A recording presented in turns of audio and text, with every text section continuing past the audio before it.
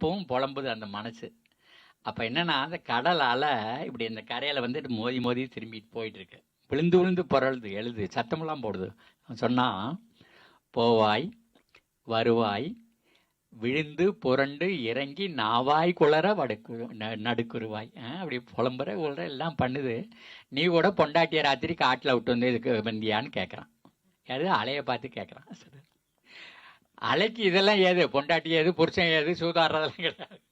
ஆனால் அவன் மனசுக்குள்ளே அது இருக்குது. அது அப்படியே அதில் பிரதிபலிக்குது. அந்த இதுக்கெல்லாம் பிரதிபலிக்குதுன்னா அப்போ ஒவ்வொருத்தர் வாழ்நிலையும் என்ன கசப்பு மருந்தெல்லாம் சாப்பிட்ருக்கீங்களோ அதெல்லாம் சேர்ந்து இதில் பிரதிபலிச்சுக்கிட்டே இருக்கும். அதனால் நானும் பல இடங்களில் போனேன், கருத்தரங்க போனேன். அங்கே எல்லாரும் எனக்கு கற்றுக் கொடுத்த விஷயம், முதல்ல விவசாயத்தை மறந்துடு, இயற்கைனா என்னன்னு தெரிஞ்சுக்க அப்படின்னு சொன்னோம். அப்போ இயற்கைனா என்னன்னு தெரிஞ்சுக்கிறதுனா எப்படின்னு அடுத்தவன்கிட்ட பிரசங்க. இந்த ஆல்பர்ட்